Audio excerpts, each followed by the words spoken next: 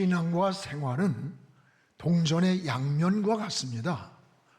분리할 수 없는 관계입니다. 사람의 팔다리를 분리해서 생각할 수 없듯이 신앙과 생활은 분리될 수가 없는 관계입니다. 신앙 안에서 이 생활이 이루어져야 하고 또 우리 생활 속에 신앙이 중심이 되어져야 합니다. 신앙이 생활을 지배하고 실천해 갈 때에 좋은 열매를 맺게 되는 것입니다. 그러므로 여러분 직장이 바쁘다고 해서 신앙을 멀리해서는 안 됩니다. 직장을 축복해 주신 분이 하나님이기 때문입니다. 사업이 너무 바쁘다고 하나님을 멀리하는 것은 어리석은 일입니다. 그 사업을 축복해 주시는 분이 누구예요? 하나님이에요. 그래서 시편 73편 28절에 여호와를 가까이함이 내게 복이라. 누구를 가까이함이? 여호와를 가까이함이 내게 복이라고 했습니다. 자녀를 그토록 기다리다가 하나님이 자녀를 선물로 주셨습니다. 그런데 교회를 나오질 않아요. 왜 주일날 보이지 않느냐고 하니까, 목사님, 우리 아이가 너무 귀엽고 예뻐서 환절기에 혹시라도 감기 걸릴까 봐 못 간대. 올 여러분, 그 자녀를 주신 분이 누굽니까? 하나님이 주신 선물이에요. 어떤 이는 높은 지구 위에 올라가고 나니까 오히려 하나님을 멀리하는 이가 있어요. 하나님이 주신 은혜를 모르는 자의 모습입니다. 학생들이 시험 때가 되면 공부한다고 주일날 3분의 1은 빠진다면서 교사들이 굉장히 안타깝게 하소연을 합니다. 여러분, 신앙은 그런 게 아니에요. 신앙은 모든 영역에 마치 전천후가 되어야 됩니다. 하나님이 주인이기 때문입니다. 하나님이 복의 근원이시기 때문입니다. 비바람이 불든지 태풍이 밀려오든지 요동하지 않고 하나님이 우리 삶의 우선순위에 계셔야 합니다. 하나님이 지혜도 주시고 진로도 축복해 주셔야 하고 인생의 앞길도 열어줘야 돼요. 하나님을 의지하기 바랍니다. 우리가 공부를 하든 사업을 하든 정치를 하든 직장에 출근을 하든 그리스도인의 삶의 우선순위가 항상 하나님이 머릿돌이 되고 다림줄이 되고 하나님을 향해 창을 열어야 하고 기도의 중심이 되고 믿음의 중심이 되는 것이, 이게 바로 신앙인의 삶인 것입니다. 오늘 말씀은 다니엘의 신앙에 대한 말씀입니다. 다니엘은 포로로 잡혀와서도 변함없이 예루살렘을 향하여 창을 열었고 하루에 3번씩 기도를 드렸습니다. 다니엘은 워낙 총명과 지혜가 뛰어나서 당시에 느부갓네살왕과 벨사살 왕의 꿈을 해몽하고 일약 포로의 모습에서 바벨론의 총리가 되었습니다. 이 다니엘을 시기하고 질투한 방백들이 다니엘을 죽이려고 음모를 꾸몄습니다. 왕이여, 이 세상에 왕보다 높은 이가 없는데 왕 외에 다른 신을 섬기는 자가 있습니다. 그런 자를 막아야 합니다. 그때 왕은 그 음모를 모르고 어인을 찍어서 선포를 했습니다. 누구든지 바벨론 왕 외에 다른 신을 섬기지 못하게 어인을 찍으면서 만약에 이것을 어기는 자에게는 사자굴 속에 넣겠다고 하는 그런 방백이었습니다. 그래서 어인이 도장을 찍어서 누구도 바벨론 왕 외에 섬기지 못하게 어인이 찍혔어요. 그런데 오늘 다니엘은 이 사실을 알고도, 이 사실을 몰라서가 아니라 알고도 전에 하던 대로 저 예루살렘 성전을 향해 창을 열고 하루에 3번씩 하나님께 기도를 드렸습니다. 여러분, 다 예루살렘 성전을 향해 창문을 열고 사리에 기도했다? 이 일로 인해서 다니엘은 사자굴 속에 들어가게 된 거예요. 그러나 하나님은 사자굴에 이미 천사를 보내서 여러분 사자의 입을 봉하게 하고 머리털 하나 상하지 않도록 다니엘을 지켜주었던 사건이 오늘의 말씀인 것입니다. 사랑하는 여러분, 여러분도 사회생활 속에서 때로는 직장에서 학교에서 또 사업을 하면서 여러 가지 신앙을 지키고 믿음을 지키는 일로 인해서 어려움을 당할 때도 있고 때로는 불이익을 당할 때도 있을 것입니다. 이럴 때 여러분의 신앙을 숨깁니까? 아니면 당당하게 그럼에도 불구하고 그리스도인임을 고백합니까? 여러분 이런 환경에서 어떻게 반응을 합니까? 오늘 다니엘을 주목해 보시기 바랍니다. 다니엘의 신앙은 무엇보다도 전천후의 신앙이었습니다. 어인이 찍힌 것을 알고도 오늘 10절을 우리 같이 한번 읽어보겠습니다. 다니엘이 조서에 왕의 도장이 찍힌 것을 알고도 자기 집에 들어가 윗방에 올라가 예루살렘을 향한 창문을 열고 전에 하던 대로 하루 3번씩 무릎을 꿇고 기도하며 그의 하나님께 감사하였더라. 왕의 도장이 찍힌 것을 알고도, 몰라서가 아니라 알고도 집에 돌아가 저 예루살렘을 향하여 창을 열고 하루에 3번씩 저 유대 땅에서 하던 기도의 습관대로 하나님께 기도를 드렸다고 하는 사실이에요. 여러분, 예루살렘을 향해 기도하던 일을 중단하지 않았습니다. 성경에 보면 하나님의 사람들이 바로 이런 사람들 아닙니까? 항상 우선순위에 하나님이 계셨고 그곳에 기도가 있었습니다. 그렇습니다. 여러분, 기도하면서 주의 일을 해야 합니다. 기도하면서 충성을 해야 합니다. 성경의 모세, 다윗, 사무엘, 엘리야 같은 사람이 그러한 하나님의 사람들이었습니다. 기도하면서 헌신하고 봉사하면 참 마음이 기뻐요. 새 힘이 나는 거예요. 기도하면서 충성해 보세요. 마음에 감사가 생기고 은혜가 생기고 하나님의 임재를 경험하게 되는 겁니다. 하루의 출발을 기도로 시작하면 시간을, 인생을 낭비하지 않습니다. 인생의 목표가 분명해지고 오늘 해야 할 일을 깨닫는 지혜를 얻고 방향을 잃지 않게 되는 겁니다. 기도를 앞세우면 안 되는 것 같아도, 손해보는 것 같아도 나중에 보면 잘 돼 있는 것을 경험하지 않습니까? 여러분, 자동차는 경제 속도가 있고 비행기나 배는 순항 속도가 있습니다. 이 경제 속도나 순항 속도는 기름을 가장 적게 들고 안전한 속도를 말하는 거예요. 인생도 속도 조절을 할 줄 알아야 돼. 자기 감정이나 욕망을 절제하는 속도 조절이 있어야 되는 거예요.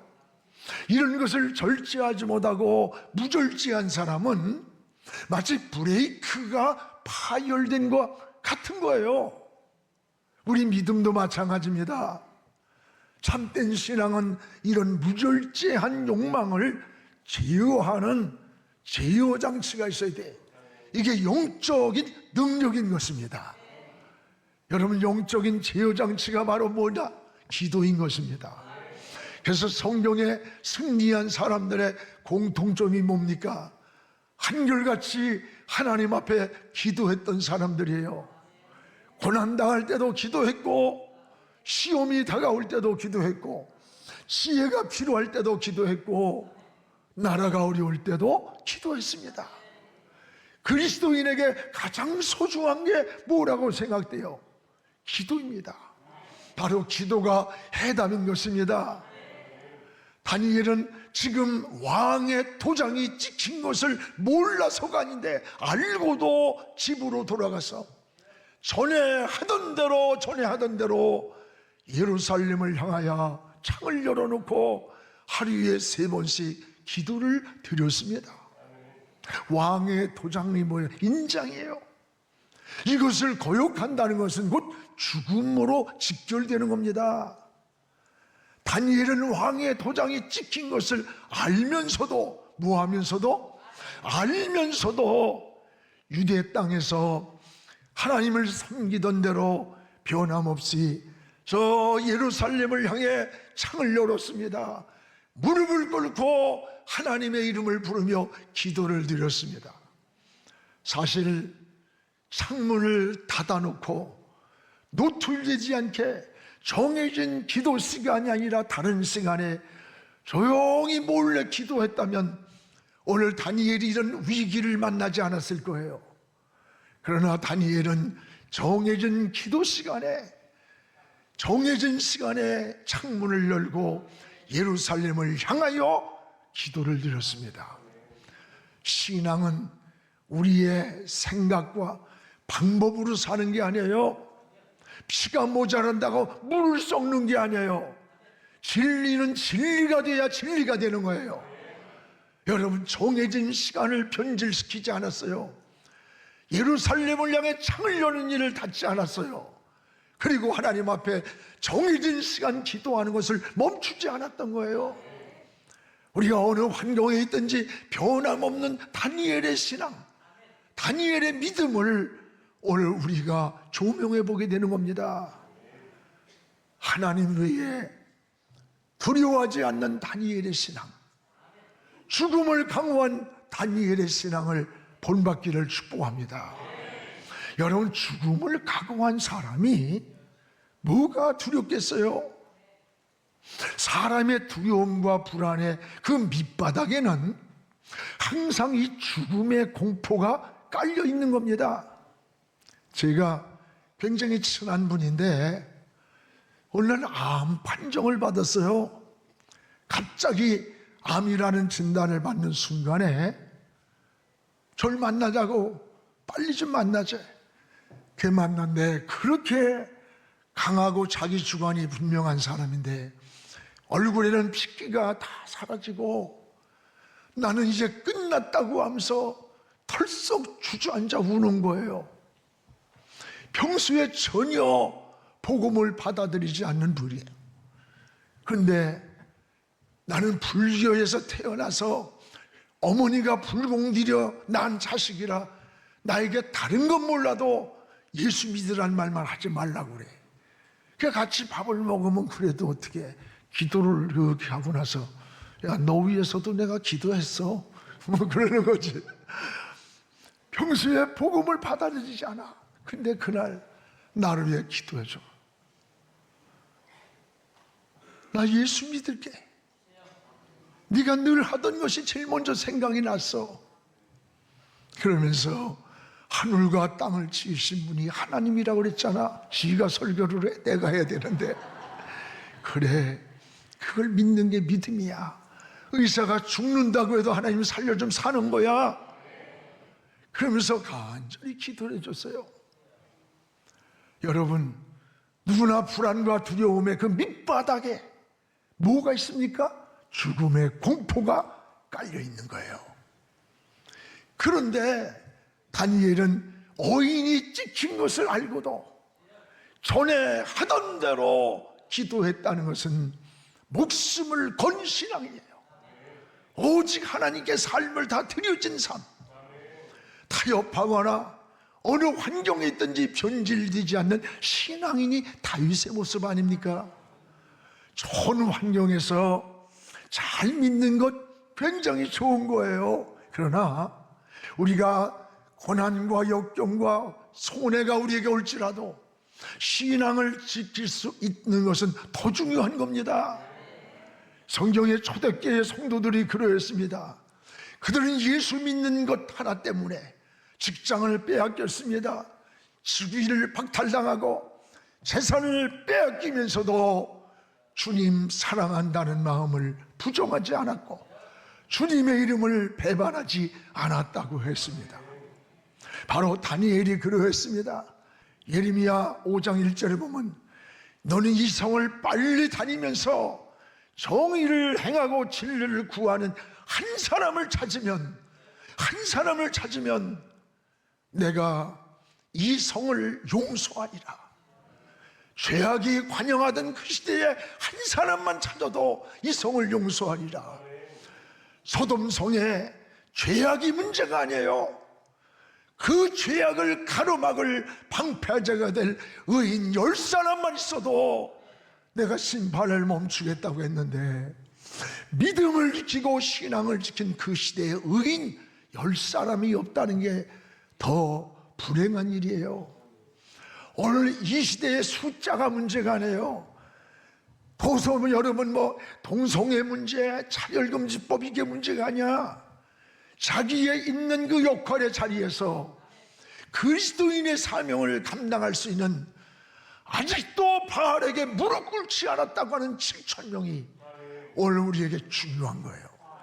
그들이 정치계 속에, 법조계 속에, 경제계 속에, 이 사회 문화 속에 그리스도인의 소금이 되고 빛이 되어서 그 역할을 감당할 수 있다면 하나님의 역사는 이루어지는 거예요. 오늘 여러분, 다니엘은 어떤 환경에서도 흔들리지 않았고 변질되지 않았다고 하는 거예요. 다니엘의 그 뿌리가 어딥니까? 오늘 13절에 보면 다니엘은 유다 자손이라 해서 유다 자손, 다시 말하면 바벨론의 포로로 끌려와서도 어려서부터 신앙의 뿌리가 견고한 신앙을 가지고 어려서부터 자랐다는 거예요. 다니엘은 어려서부터 신앙의 습관이 몸에 배어 있었던 겁니다. 즉 규칙적 신앙생활을 말하는 거예요. 그래서 지금 포로로 잡혀왔어서 적당히 머물지 않고 저 유다 땅 예루살렘에서 하나님 앞에 하루에 3번씩 기도하던 그것을 전에 하던 대로, 따라합시다, 전에 하던 대로, 전에가 저 유대 땅에서 어렸을 때 하나님을 섬기던 그 하던 대로 하루에 3번씩 기도를 드린 거예요. 어려서부터 몸에 배어있는 거룩한 습관, 믿음의 습관이 그들에게 있었던 거예요. 다니엘에게. 여러분, 거룩한 습관은, 따라합시다, 경건생활로 나타난다. 우리가 거룩한 습관은 경건한 생활로 나타나는 거예요. 경건한 생활이 하루아침에 이루어지는 것 아닙니다. 어린아이가 하루 잘 먹었다고 해서 어른이 하루아침에 되는 거 아니에요. 오늘 은혜 받았다고 해서 굉장한 신앙의 어른이 되는 거 아니야. 경건한 습관은 반복된 훈련과 교육과 그 반복 속에서 성숙한 인격이 만들어지고 성숙한 신앙으로 익어가는 겁니다.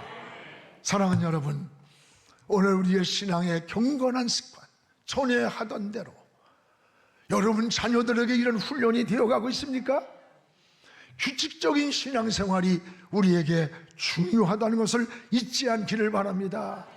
그래서 신앙생활도요, 처음 예수 믿을 때부터 공예배를 규칙적으로 드리는 습관, 규칙적으로 기도하는 습관, 성경 읽는 습관, 봉사하는 습관은요, 내적인 신앙생활에 굉장히 중요한 거예요. 어떤 분은 10분 전에 와요. 10분 전에 오는 분은 10분보다 늦게 오면 늦은 것 같아. 꼭 어떤 분은 예배 시간 5분이 지나야 들어와. 시간이 없어서 그런 게 아니야. 자기도 모르는 아주 나쁜 습관이야. 약속을 지키지 않는.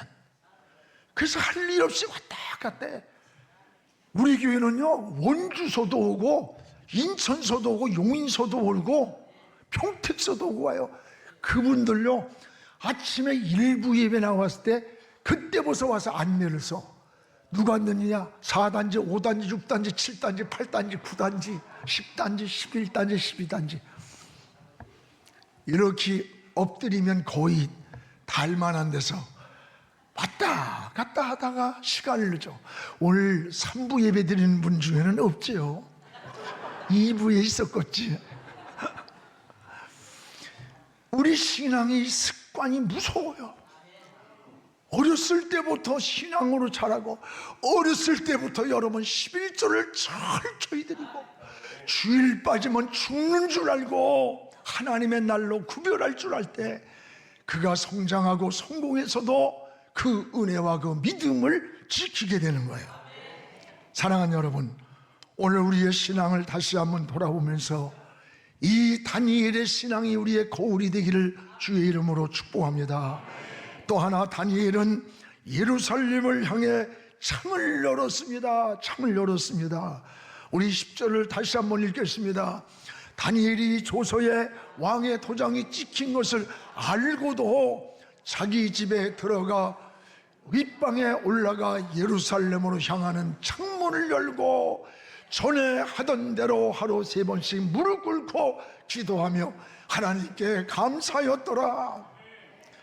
예루살렘을 향해 창을 열지 않았다면 다니엘은 지금 위협에 노출되지 않았을 거예요. 적당히 신앙의 형식만 갖췄다면 피할 수 있는 위기일 거예요. 오늘 예루살렘을 향해 창을 열었다는 것은, 향했다는 것은, 예루살렘은 잡혀오기 전에 하나님을 섬기던 곳이에요. 예루살렘은 하나님이 거하는 성전을 말해요.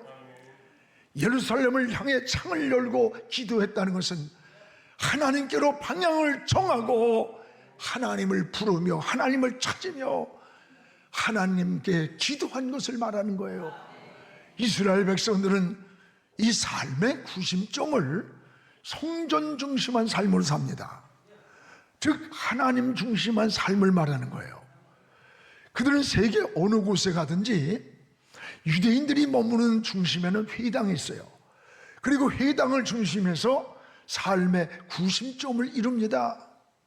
랍비들은 비행기를 타고서도 하루에 3번씩 기도를 하는데 나침반을 가지고 예루살렘 쪽의 방향을 정해서 그곳을 향해 기도를 하는 거예요. 원래는 자녀들도 학교에서 돌아오면 먼저 회당에 가서 성경을 교육합니다. 자기의 문화를 교육하고 민족 정신과 혼을 교육하는 거예요. 이들은 집을 지을 때에도 동서남북에 어느 곳에 살고 있든지 그들이 드나드는 문을 예루살렘 성전 쪽을 향하여 문을 냈다는 거예요. 왜 이렇게 예루살렘 성전을 중요시 여기면서 마음을 그곳에 뒀을까? 성전의 주인이 누구입니까? 하나님이시기 때문입니다. 예루살렘을 향했다는 말은 모든 삶의 구심점을 하나님께 두었다는 거예요. 하나님을 머릿돌로 삼고 하나님을 삶의 다림줄로 기준을 삼고 무엇을 하든지 내 인생의 방향을 하나님께로 정하는 거예요. 여러분, 성공을 꿈꾸든 공부를 하든 출세를 원하든 나의 인생의 방향을 어디로 정합니까? 여러분의 삶의 방향을 하나님께로 정하기를 축복합니다. 공부를 해도 사업을 해도 정치를 해도 내가 뭘 하든지 하나님이 중심에 계실 때 하나님이 함께 하십니다. 하나님이 도와주시는 거예요. 하나님이 여러분에게를 인도해 주심을 깨닫기를 축복합니다. 여러분도 예루살렘을 향하여 다니엘처럼 기도의 창을 여세요. 무릎을 꿇으시기를 바랍니다. 또한 이렇게 하나님 편에 선 이 다니엘의 결과가 어떻게 됐을까? 우리는 오늘 말씀 속에서 따라합시다. 역사 속에 개입하신 하나님의 손, 이 역사 속에 개입하신 하나님의 손을 3가지로 볼 수가 있어요. 놀라운 일입니다. 22절에 이미 하나님은 다니엘을 사자굴 속에 던졌지만 그 굴 속에 이미 천사를 보냈다 그랬어요. 우리 22절을 함께 읽겠습니다. 나의 하나님이 이미 그의 천사를 보내어 사자들의 입을 봉하셨으므로 사자들이 나를 상하지 못하게 하였으니 됐습니다. 나의 하나님이 이미 다니엘이 사자굴 속에 들어가기도 전에 이미 하나님이 천사를 보내서 사자들의 입을 봉해가지고 머리털 하나 상하지 않도록 지켰어요. 이것이 우연입니까? 여러분, 역사 속에 개입하신 하나님의 손인 거예요. 이 역사를 주관하시는 거예요. 하나님은 개인의 역사를 주관하고 여러분의 가정과 민족의 역사를 주관하고 우주의 역사를 주관하시는 손이에요. 기도하는 다니엘을 위해서 하나님이 이미 천사를 준비해 놓으신 역사가 어찌 수천 년 전에 다니엘 시대이겠습니까? 오늘 우리가 믿고 있는 하나님은 그때의 하나님이 오늘 우리의 하나님이고 미래 우리의 길을 인도하실 하나님이라는 것을 기억하시기를 축원합니다. 또 하나 역사 속에 개입하신 하나님의 손을 보세요. 24절에 모든 일을 역전승을 시키는 은혜를 줬습니다. 우리 24절을 함께 읽겠습니다.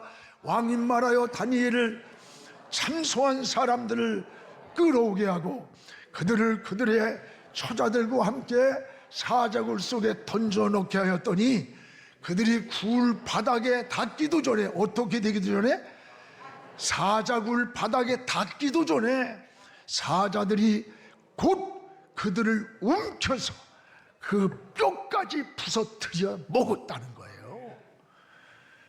여러분, 다니엘을 들어갔을 때는 하나님이 사자의 입을 봉해서 머리털 하나 상하지 않게 보호하신 하나님이 다니엘을 참소하며 죽이려고 하던 자들을 다니엘을 끄집어내고 던졌더니 땅에 닿기도 전에 사자들이 덤벼들어서 뼈까지 부서뜨려 먹었다는 거예요.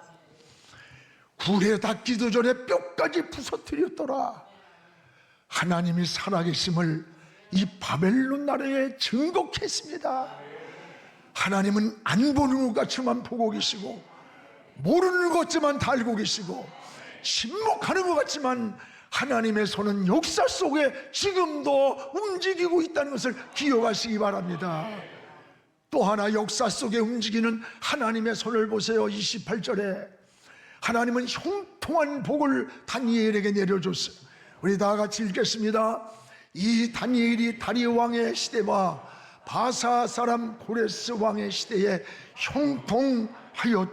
형통하였더라. 형통이란 말은 막히지 않고 열렸다는 거예요. 여러분의 앞길이 형통하기를 축복합니다. 하나님이 함께한 다니엘 까닭에 그 시대에 하나님이 형통한 복을 바벨론에까지 내렸던 거예요.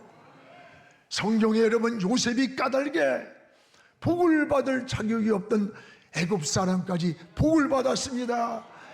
여러분이 직장에 가니까 여러분 까닭에 그 직장이 복을 받아야 돼요.